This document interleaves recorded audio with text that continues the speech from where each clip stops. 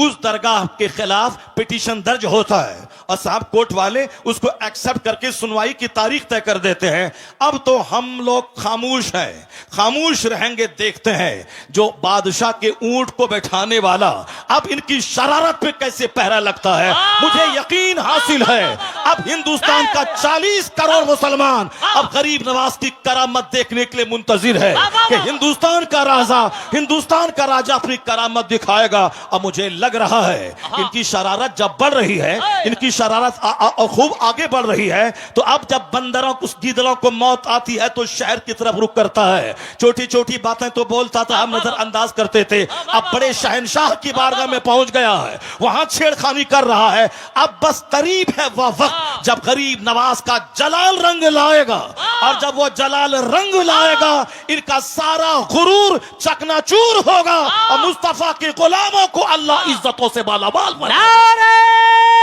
तकबीर, नारे रिसालत, मसलके आला हजरत, मजहबे इस्लाम, हजरत हबीबुल्लाह फैजी साहेब किबला, हजरत शहनवाज हसन साहेब किबला, अल्लामा डॉक्टर शहरयार रजा साहेब किबला कादरी। वाह वाह वाह, बहुत उम्दा। जुल्म की इंतहा हो गई, अल्लाह, जुल्म की इंतहा हो गई। हाय हाय हाय, जिस आस्थाने से करोड़ों हिंदू फैज उठाते हैं, जिनकी गरीबी दूर होती है, भीख मांगने के लिए 24 घंटे पड़े रहते हैं, उस मुकद्दस आस्थाने के खिलाफ इन्होंने छेड़छाड़ करने की कोशिश की है।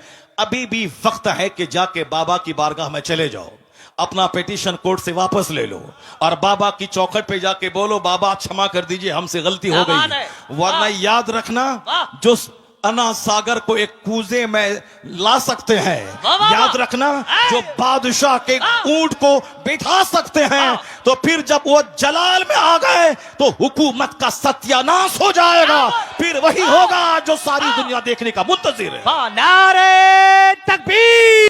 के बंगले पर मैं थूक देता हूं, पेशाब कर दूंगा, मगर मैं ईमान का सौदा नहीं करूंगा। बेशक, सुभान अल्लाह। जो दौलत अल्लाह ने आपको दी है, आपने कोई मेहनत नहीं की उसके लिए, ना बहुत ज्यादा आप मदरसे में टाइम दिया, ना 2-4-10 आलिमों के साथ आप बैठे रहे, न किसी क्रिश्चियनों के पोप के पास आप गए, न किसी यहूदी के रिब्बी के पास आप बैठकर आपने डिबेट किया, न किसी हिंदुओं के पंडित के पास जाके आपने डिस्कशन किया कि कौन सा मजहब अच्छा है, कौन सा मजहब खराब है। नहीं, आपको अल्लाह ने सिर्फ अपने फजल से ईमान की दौलत दी। बेशक, सुभान अल्लाह। इसलिए कि आप मोमिन घर में पैदा हुए हैं, इसलिए आप मुसलमान हैं। जब इतनी बड़ी दौलत, जिस दौलत से महरूम है दुनिया के अमेजॉन कंपनी के मालिक, जिस दौलत से महरूम है टाटा बिरला कंपनी के मालिक, जिस दौलत से महरूम है दुनिया की बड़ी बड़ी सल्तनतों के सरबराहान, जिससे महरूम है, वह ईमान की दौलत अल्लाह ने आपको अता की है। तो इसी नेमत के शुक्राने में दिन गुजर जाएंगे, कभी गरीबी का आप रोना नहीं रोएंगे, कभी मुफलिसी का रोना नहीं रोएंगे। एक बंदा डीएम बना, 5 लाख महीना कमाया, 60 साल के बाद रिटायर किया, मौत का इंतजार किया, मरा, कब्र में जाके सड़ गया। 35 साल तक पढ़ा लिखा, मेहनत किया, 35 साल उन्होंने नौकरी की, क्या मिला? मरने के बाद जहां गया वहां एक ऐसी जिंदगी जो इसका कोई अंत नहीं हो, जिसकी कोई सीमा नहीं है। दुनिया में तो 100 साल के अंदर ही मर जाना है, मरने के बाद जहां अरबों खरबों साल रहना है, वहां की जिंदगी के लिए इस डीएम ने क्या किया? अब वहां ये आग में जलेंगे, ना इसका इल्म बचाएगा, ना इसकी डिग्री बचाएगी, ना इसकी मुलाजमत बचाएगी, न इसके कमाए हुए करोड़ों रुपए बचाएंगे। अक्लमंद वो है जो दुनिया में फूस के घर में रहा हो, मिट्टी के घर में रहा हो, मगर ईमान बचा के दुनिया से चला गया हो, तो अब वो महासंख्यों बरस की जन्नत में इज्जत के साथ रहे। महासंख्यों साल, जहां महासंख भी एक महदूद गिनती है, महाला महदूद, जहां मौत ही नहीं है। इसलिए अल्लाह ने वो दौलत आपको दी जो दौलत अमेरिका के सदर को नहीं दी है। तो उसका शुक्राना ये नहीं है कि शिकायत की पोटली लेके बैठा जाए कि हम गरीब हैं, हमको नौकरी नहीं मिली, हम जलील हैं, हमको मकान पुख्ते का नहीं मिला। इस नेमत पे जब आप गौर करेंगे तो हर वक्त आपकी पेशानी झुकी रहेगी और आप एक दुआ हमेशा रब से करते रहेंगे, इलाही मैंने कोई मेहनत नहीं की मुसलमान बनने के लिए, मेरा कोई एहसान तुझ पर नहीं है कि तूने मुझको मुसलमान बनाया है, तूने अपने फजल से मुझको मोमिन बनाया है। तो हर वक्त वह मोमिन यही दुआ करेगा, इलाही जब एक एहसान इतना तूने किया है तो एक एहसान और कर देना कि हालत ईमान में मौत देकर जन्नतुल फिरदौस अता कर वाह देना। वाह वाह वाह वाह, सुभान अल्लाह। क्योंकि बेशुमार लोग ऐसे हैं जो मरने से पहले पहले मुशरिक हो गए, मरने से पहले पहले काफिर हो गए। बहुत सारी बेटियां मुसलमानों की हैं जिसको जन्नत की तालीम नहीं दी गई, आखिरत की तालीम नहीं दी गई, कब्र में हजारों साल रहना है उसकी बात नहीं बताई गई, कयामत के दिन एक दिन 50,000 साल के बराबर होगा यह बात बाप ने नहीं बताया। बाप ने सिर्फ ये बताया कि इंजीनियर बनना है, डॉक्टर बनना है, कमाना है, घर बनाना है और खाना पीना है। तो अब अच्छी लाइफ गुजारने के लिए कोई मुशरिक उसे ऑफर दिया कि मेरे पास 5 लाख रुपए माहाना की आमदनी है, अगर तुमने मुझसे शादी कर ली तो तुम रानी बन के रहोगी। तो ये उस मुशरिक के साथ ईमान का सौदा करके भाग गई, उसी के साथ शादी करके रह गई। अब वो जब जवानी के बाद बुढ़ापे की उम्र में पहुंची, उसके बाद मौत ने दस्तक दिया। तो लज्जत कितने दिन तक उन्होंने हासिल की? 10 साल 20 साल। अब मरने के बाद जहां गई है वहां का एक दिन 50,000 साल के बराबर। अब ये बताएं कि 2 4 10 20 साल एक सेकंड है अल्लाह के नजदीक। इसकी लज्जत हासिल करने के लिए ईमान का सौदा कर दिया, उन्होंने कुफ्र कबूल कर लिया। अब वह खरबों साल की आग में जलने के लिए वहां चली गई। अकलमंद है वह बाप जो बच्चों को डॉक्टर ना बनाए मगर जन्नती बना दे, जो अपने बच्चों को इंजीनियर न बनाए जन्नती बना दे, जो अपने घर में डॉक्टर इंजीनियर का चर्चा न करके आलिम दीन का चर्चा करे, कुरान हदीस का चर्चा करे। वह औरत धन्य है जो नहीं बनी इंजीनियर मगर वह चूल्हे में खाना बनाती रही, अपना ईमान बचाती रही, बहारे शरीयत पढ़ती रही, कुरान पाक की तिलावत की, माह रमजान में 20 रकअत सूरह तरावी वह पढ़ती रही। वो औरत ईमान बचा के चली गई। खरबों कमाने वाली बैरिस्टर से यह बेहतर है कि कनीज़े फातिमा बनकर फातिमा ज़हरा के साथ जन्नत चली गई। वह कौन सा इल्म है जो इल्म आदमी की इज्जत को तार-तार कर दे? वह कौन सा इल्म है जो आदमी को कुफ्र के करीब पहुंचा दे? वह कोई इल्म है जो आदमी को जानवर बना दे?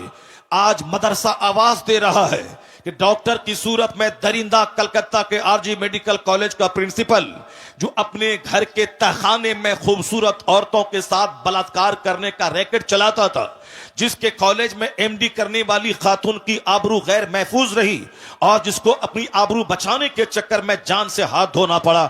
ये कोई डाइटन सिमिलिया का कसिया का कोई जाहिल नहीं था, वो कोई विलेजर, कोई देहाती, कोई फार्मर नहीं था, पढ़ा लिखा आदमी था। पढ़ा लिखा आदमी इस कदर गिर जाएगा ये किसी ने सोचा ना होगा। आपने देखा होगा मुजफ्फरपुर के शेल्टर होम में वह नेताओं का किस तरह कनेक्शन वहां पली जाने वाली औरतों के साथ था।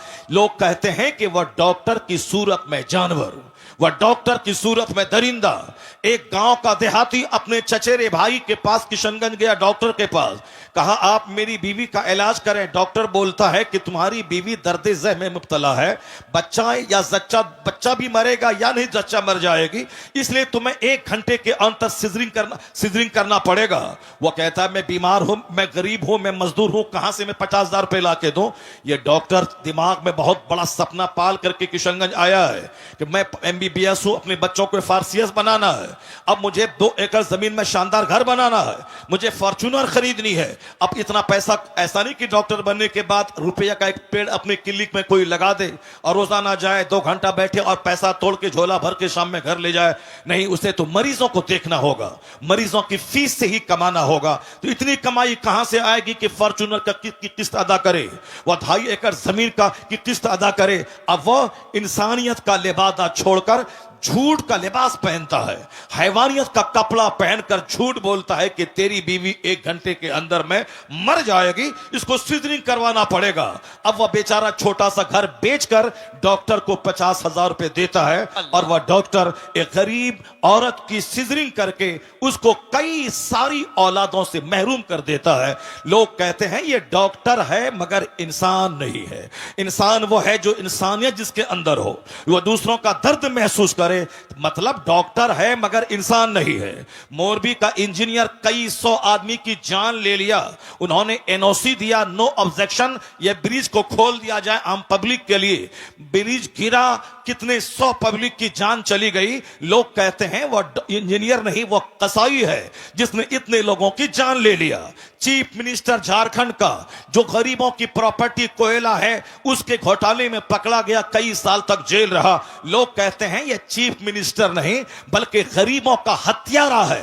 मतलब इंजीनियर की सूरत में जानवर, डॉक्टर की सूरत में जानवर। लोग कहते हैं कि इंसान कहां है, इंसानियत कहां है। मैं कहता हूं आज भी इंसानियत की एक फैक्ट्री है, वह फैक्ट्री चले जाओ, उस फैक्ट्री में यह पढ़ाया जाता है झूठ बोलना हराम है, शराब पीना हराम है, ज़िना करना हराम है, माँ बाप को सताना हराम है, पड़ोसी से लड़ना झगड़ना हराम है, और खड़े होकर नहीं खाना है, बैठ के खाना है, बाथरूम ऐसे जाना है, बिस्तर पे ऐसे लेटना है, ऐसे घर से बाहर निकलना है। आदमियत का सलीका किस फैक्ट्री में सिखाया जाता है? कहां से इंसान पैदा होते हैं?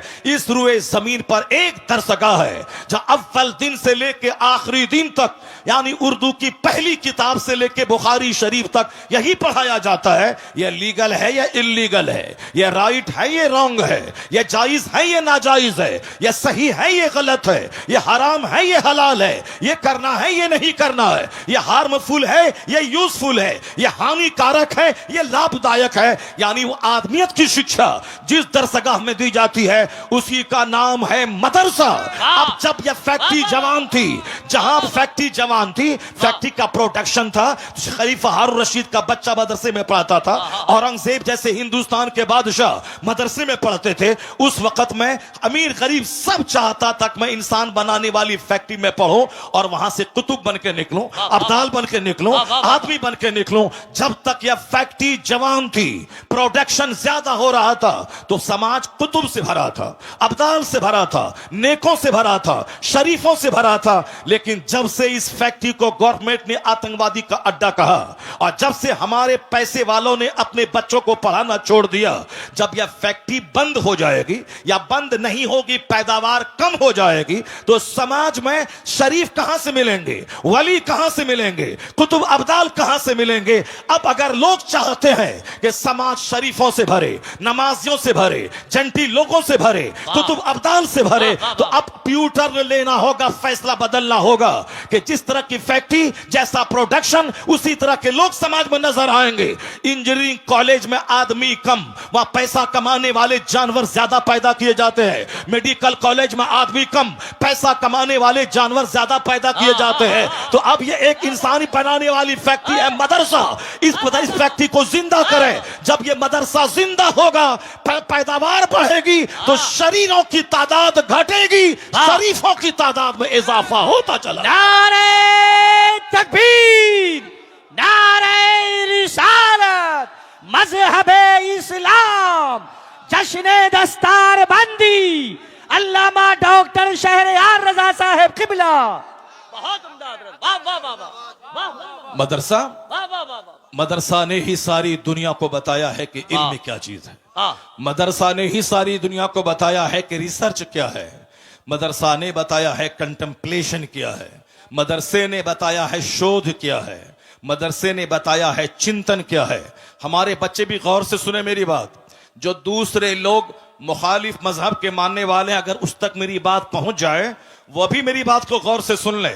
अगर मदरसा आतंकवादी का अड्डा है तो कभी किसी दिन किसी एक जासूस को मदरसा भेज दो और मदरसा भेजने के बाद हर क्लास में उसको बैठा दो और ये रिपोर्ट देने के लिए बोलो कि क्या मौलाना साहब ने अपनी दरसगाह में बच्चों को मारने और काटने की बात सिखाई है या शराफत की बात सिखाई है, ह्यूमैनिटी की बात सिखाई है। मैं दावे से कहता हूं किसी भी दरसगाह में बैठ जाओगे, फारसी की पहली से लेकर बुखारी शरीफ तक हर जगहों पे अमन की बात, पीस की बात, मोहब्बत की बात, मुरफ़्फ़त की बात, अखलाक की बात, अपने गांव समाज की इस्लाह की बात, माँ बाप के एहतराम की बात, पड़ोसी की इज्जत की बात, मुसीबतें सह के दूसरों की मुसीबतों का जवाब मुसीबत से न देने की बात, यानी अखलाके मोहम्मदी की तालीम मदरसे में दी जाती है।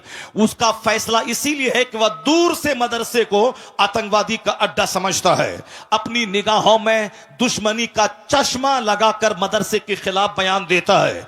कभी उन्होंने रिपोर्टिंग नहीं कराई कि मदरसे में पढ़ाई क्या होती है, मदरसे में दरसगाह में सिखाया क्या जाता है। सिर्फ दूर से कहना कि साहब वहां आतंकवादी पैदा किए जाते हैं। यह नफरत करने वालों की बोली है, हकीकत जानने वालों की बोली नहीं है। जिस तरह भी नफरत का माहौल हिंदुस्तान में फैला है, कोई भी आदमी खड़ा हो जाए और कोर्ट में साहब याचिका दर्ज कर दे कि इस मस्जिद में लग रहा है कि अंदर में कोई मूर्ति छुपी हुई है या कोई मंदिर रहा होगा, तो अब कोर्ट वाला भी केस एक्सेप्ट कर लेता है। और जहां 10-10 साल से साहब केस पड़े हुए हैं, उसकी कोई नोटिस नहीं ली जा रही है, और यहां 10 मिनट के अंदर में सुनवाई भी होती है, और फौरन साहब एक कमेटी का गठन भी होता है, और फौरन सर्वे करने वाला वहां पहुंच भी जाता है, और फिर उसकी रिपोर्ट भी दिया जाता है। किस कदर नियतों की खराबी है कि दूर से साहब वो एक खास मखसूस बिरादरी को टॉर्चर करने के लिए इस तरह के प्लान बना रहा है। हिम्मत इतनी बढ़ी कि अब हिंदुस्तान के राजा की बारगाह में पहुंच गया, हिंदुस्तान के शहंशाह की बारगाह में पहुंच गया। 800 बरस से जो पूरे हिंदुस्तान की रखवाली कर रहा हो, कब्र में रह के पूरे हिंदुस्तान की संप्रभुता को बचा रहा हो, हिंदुस्तान के मुसलमानों से ज्यादा हिंदुओं की अकीदत का मरकज बना हुआ हो। मुसलमान जाते हैं 60 लाख तो 40 लाख तो 60 लाख गैर मुस्लिम वहां जाते हैं। उनको वहां बेटा मिलता है, बेटी मिलते, न जाने क्या क्या मिलता है। हर जब भी जाए हर वक्त साहब सिखों, हिंदुओं और दूसरे तमाम मज़ाहिब के मानने वाले को दुनिया ढेर चाहिए, इसलिए वो वहां भीड़ लगाए रहते हैं। मुसलमानों को जन्नत चाहिए, इसीलिए मस्जिदों में भीड़ रहती है, और उनको सिर्फ दुनिया गाड़ी चाहिए, इसलिए दरगाहों पे वो भीड़ लगा के रहते हैं। 800 साल जो एक मुस्तनद ऑथेंटिक दरगाह है, उस दरगाह के खिलाफ पिटीशन दर्ज होता है, और साहब कोर्ट वाले उसको एक्सेप्ट करके सुनवाई की तारीख तय कर देते हैं। अब तो हम लोग खामोश हैं, खामोश रहेंगे, देखते हैं जो बादशाह के ऊंट को बैठाने वाला अब इनकी शरारत पे कैसे पहरा लगता है। मुझे यकीन हासिल है अब हिंदुस्तान का 40 करोड़ मुसलमान अब गरीब नवाज की करामत देखने के लिए मुंतजिर है कि हिंदुस्तान का राजा अपनी करामत दिखाएगा। अब मुझे लग रहा है इनकी शरारत जब बढ़ रही है, इनकी शरारत खूब आगे बढ़ रही है, तो अब जब बंदरों को, गीदड़ों को मौत आती है तो शहर की तरफ रुख करता है। छोटी छोटी बातें तो बोलता था, हम नजरअंदाज करते थे, अब बड़े शहंशाह की बारगाह में पहुंच गया है, वहां छेड़खानी कर रहा है। अब बस करीब है वह वक्त जब गरीब नवाज का जलाल रंग लाएगा, और जब वो जलाल रंग लाएगा इनका सारा गुरूर चकनाचूर होगा, और मुस्तफा के गुलामों को अल्लाह इज्जतों से मालामाल बनाएगा। नारे तकबीर, नारे रिसालत, मसलके आला हजरत, मजहबे इस्लाम, हजरत हबीबुल्लाह फैजी साहेब किबला, हजरत शहनवाज हसन साहेब किबला, अल्लामा डॉक्टर शहरयार रजा साहेब किबला कादरी। वाह वाह वाह, बहुत उम्दा हजरत। जुल्म की इंतहा हो गई, अल्लाह, जुल्म की इंतहा हो गई। हाय हाय हाय, जिस आस्थाने से करोड़ों हिंदू फैज उठाते हैं, जिनकी गरीबी दूर होती है, भीख मांगने के लिए 24 घंटे पड़े रहते हैं, उस मुकद्दस आस्थाने के खिलाफ इन्होंने छेड़छाड़ करने की कोशिश की है।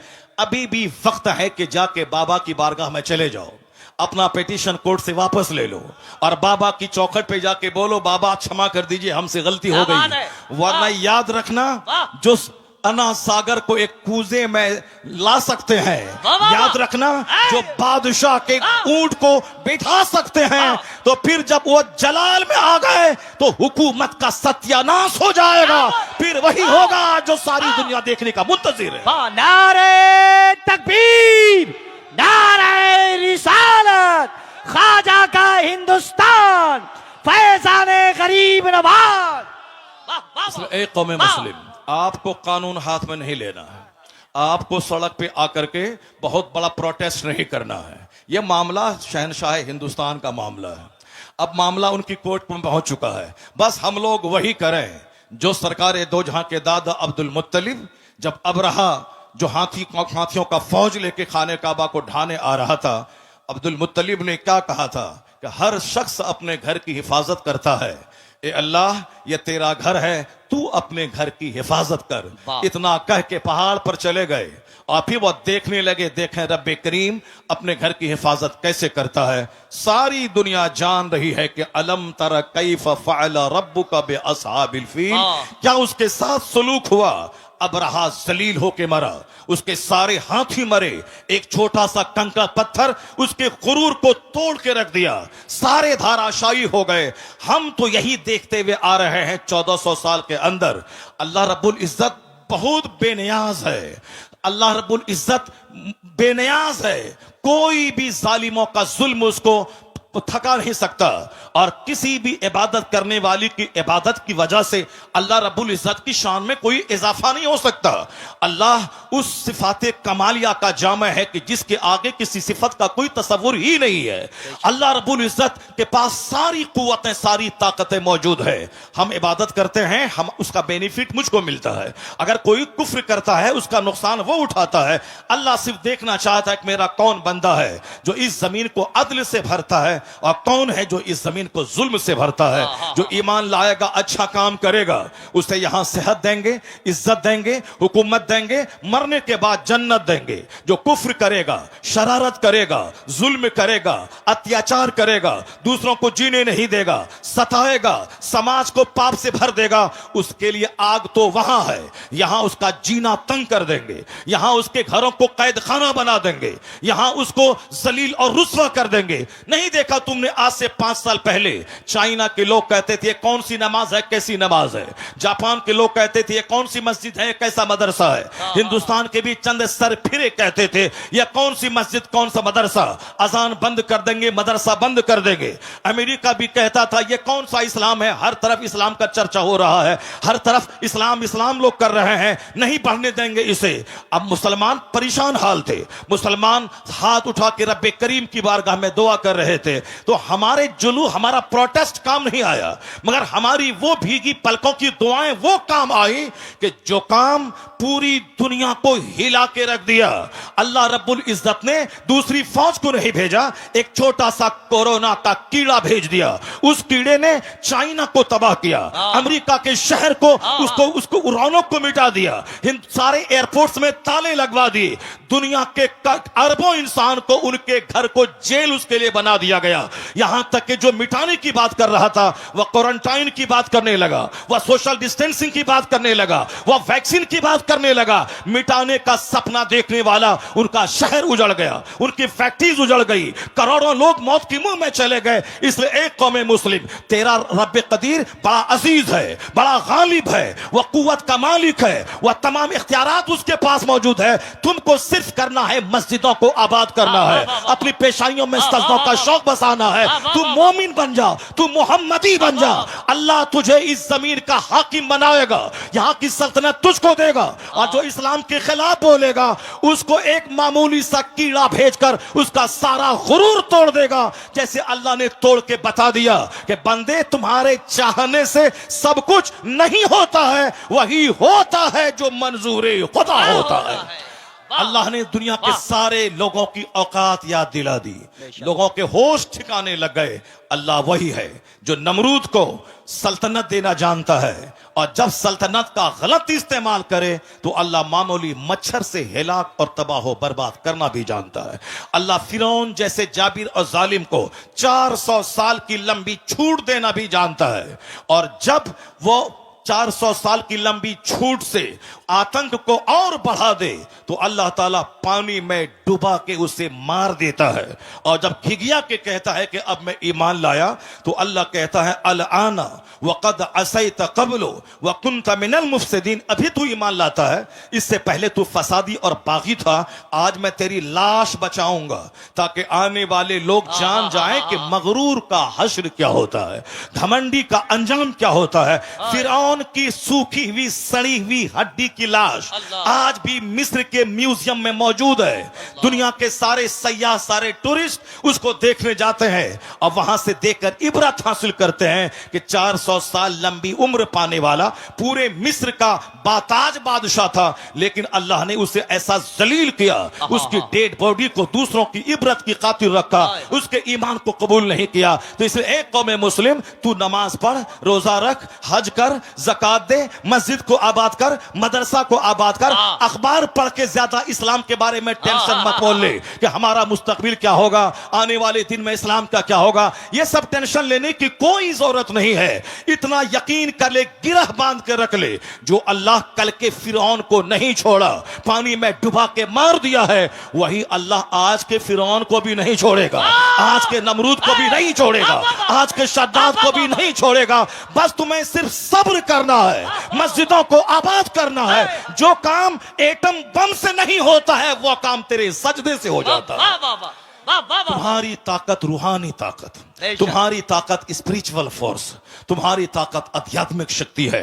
आज हम जलील इसीलिए हो गए, मेरी मस्जिदें वीरान हो गई, मेरा जलसा उजड़ गया, हमारी खानकाह सिर्फ तेल और पानी का मरकज बन के रह गई, हमारी मस्जिदों में दांत टूटे चंद बूढ़े रह गए, और हमारे जवान उनके कुफ्फार मुशरिकीन के जवान की तरह हरकतें करने लगे। हमारे घर में क्रिकेटर का चर्चा, हमारे घर में साहब बैरिस्टर का चर्चा, हमारे घर में नेता का चर्चा, हमारे घर में बंबई जाकर के फैक्ट्री डाल के 2-4 मकान खरीदने वाले दुनियादार का चर्चा, हमारे घर में खूबसूरत खवातीन का चर्चा, हमारे घर में खूबसूरत नौकरी करने वाले लड़कों का चर्चा। अब जाहिर सी बात है, जब खूबसूरती का चर्चा होगा तो हमारा बेटा दिमाग में ये बात बिठाएगा, हमें खूबसूरत औरत चाहिए। अब चाहे वो अपना चेहरा आईना में नहीं देखेगा कि हमारी सूरत कैसी है, हमारी नाक टेढ़ी है, हमारा रंग काला है, मगर वो तमन्ना करता है क्या कि हमारी बीवी बिल्कुल करीना जैसी खूबसूरत मिल जाए। सबकी तमन्ना ये खूबसूरत मिल जाए, क्योंकि उनके घर में खूबसूरती का चर्चा होता है,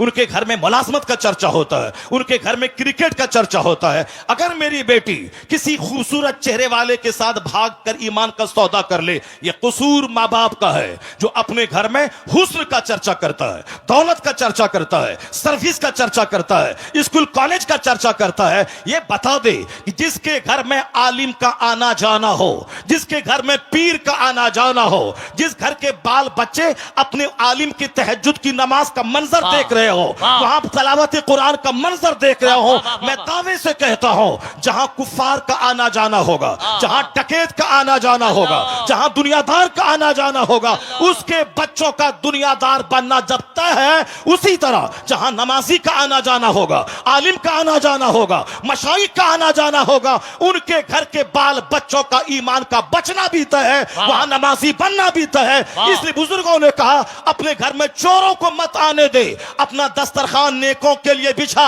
आलिमों का आना जाना होने दे, मशाइख का आना जाना होने दे। दिखने का असर होता है, जहां चोरी होगी वहां के बच्चे चोर पैदा होंगे, जहां तिलावत कुरान होगी वहां के बच्चे गुलाम हुसैन पैदा होंगे। वाह वाह वाह वाह, सुभान अल्लाह, सुभान। कोई तहरीक हमारे बच्चों को काफिर होने से बचा नहीं पाएगी, कोई तहरीक हमारी मुर्तद होने वाली बेटियों को बचा नहीं पाएगी। उसके लिए हर माँ बाप को आगे आना होगा, अपने घर में इस्लामी कल्चर बनाना होगा, अपने बाल बच्चों के दिल दिमाग में इस्लाम की अजमत बैठानी होगी, अपने बाल बच्चों के सामने हुजूर की हयात तैयबा को बयान करना होगा, औलिया और सालिहीन की जिंदगी का मुताला करना, औलिया और सालिहीन की जिंदगी बताना होगा। अब जरा गौर से देखिए कैसे हालात थे, कैसे लोग थे, किस तरह से जीते थे।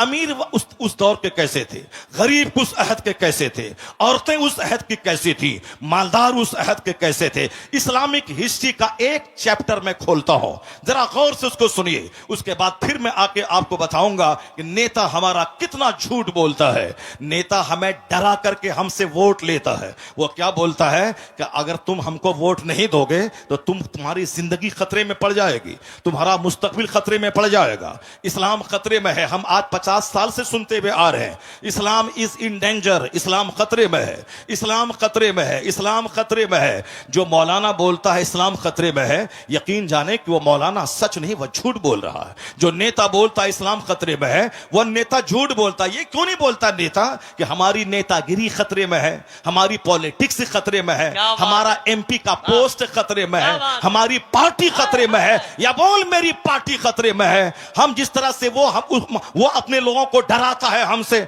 और हमारे खिलाफ नफरतों की आग लगाकर वो अपना वोट लेता है, उसी तरह हमारे भी कुछ लोग हैं जो शराब में डूबा हो, एक वक्त की नमाज ना पढ़ता हो, जो दिल्ली में जीतने के बाद 5 स्टार होटल में रंगरलियां मनाता हो, ये हमें आके मजहब के नाम पे हमसे वोट लेता है कि हम मुसलमान हैं, तुम हमको वोट दो। मुसलमान के नाम पे उसको वोट दिया जाएगा जो मुसलमान होगा, कंप्लीट मुसलमान होगा, जो मुस्तफा का होगा, जो कुरान हदीस का होगा, जिसको देखने के बाद लगेगा ये मुसलमान है। सिर्फ एक बिन लेबी लग गया मुसलमान है, अब बाकी सारा काम मुशरिकीन जैसा है, उसको वोट दिया जाएगा। वोट नहीं दोगे तो बोलेगा तुम्हें काट दिया जाएगा, तुम्हें मार दिया जाएगा। इस्लाम खतरे में है, मुसलमान खतरे में है। मैं बताऊंगा कुरान करीम क्या कहता है, मुस्तफा की हदीस क्या कहती है, और ये नेता क्या बोलता है। और झूठ बोल भी अगर बोलता है कि इस्लाम खतरे में है, वह झूठ बोलता है। कुरान करीम साफ लफ्जों में कह दिया है, युरीदून लियुत्फिउ नूरल्लाहि बिअफ़वाहिहिम वल्लाहु मुतिम्मु नूरी।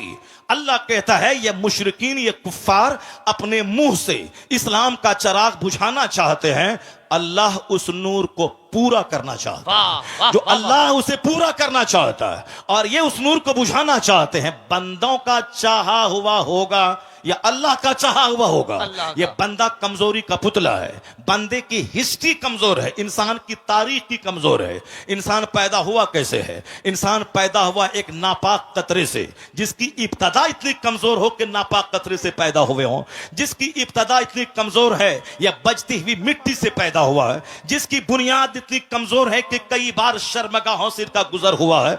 बाप की रीढ़ की हड्डी और मां के सीने की हड्डी से जो कतरा निकलता है, उससे यह इंसान पैदा हुआ। यह मैं नहीं कहता, पैदा करने वाला मेरा खालिक कहता है। फलयंजुरिल इंसानु मिम्मा खुलिक मिम्मा इन दाफिक यखरुजु मिन बैनि सुल्बि व तराइब इन्नहु अला रजइही लकादिर। अल्लाह कहता है a man should consider in his creation.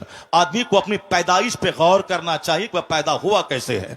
अल्लाह कहता है वह पानी का कूदता हुआ कतरा मनी का, जो बाप की रीढ़ की हड्डी से निकलता है, मां के सीने की हड्डी से निकलता है और वह बच्चादानी में पहुंचता है और 4 महीने तक वह नुतफा अपनी असल हालत पे रहता है। अगले 40 दिन तक, अगले 40 दिन में वह लोथड़ा बनता है, अगले 40 दिन में ढांचा तैयार होता है, अगले 40 दिन के बाद उसमें जान डाली जाती, 120 दिन के बाद उसमें जान डाली जाती है।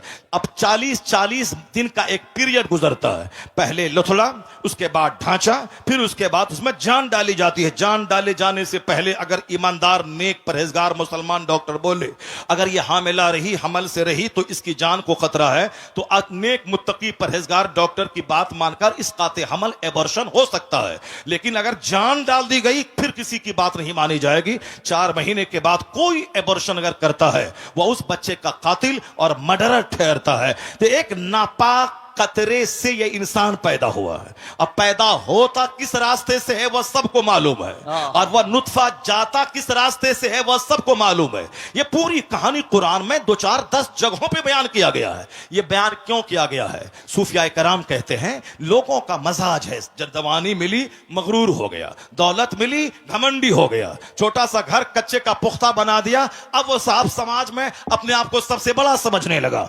हुस्न पे मगरूर होता है बंदा, मकान पे मगरूर होता है बंदा, थोड़ी शोहरत मिल गई उसमें मगरूर होता है बंदा, ताकत जवानी मिली उसमें मगरूर होता है। यह गुरूर तो उसे तबाह कर देगा। यह गुरूर तो समाज में नफरतों की आग लगा दिया है। आज समाज में हर आदमी तन्हा महसूस करता है क्योंकि हर आदमी अपने आप को दूसरों से बड़ा समझता है। गुरूर की वजह से कोई किसी के घर नहीं जाता है। तो हर आदमी ईद के दिन अपने घर में बिल्कुल भैंस बन के बैठा रहता है, पहल करके नहीं जाता, मुंतजिर रहता है कि वह मेरे घर में आए। अब वह भी मुंतजिर रहता है कि यह मेरे घर घर में जाए, ना वो आता है ना यह जाता है, दोनों अपनी सेवई खुद खाते हैं और मोहब्बतों से महरूम रहते हैं। मोहब्बत वहां नहीं होती जहां इंतजार किया जाता है, मोहब्बत वहां होती है जहां खुद से पहल की जाती है। वाह, वाह, बंदा खुद से पहल करे, वाह, मुंतजिर ना रहे कि वो सलाम करेगा, बल्कि खुद से सलाम में पहल करे। वाह। इंतजार ना करे कि वो मेरे घर में आएगा, पहल करके ये खुद उसके घर में चला जाए। वो सारी कैफियतें जब थी तो गुर्बत में भी राहत का मजा मिलता था,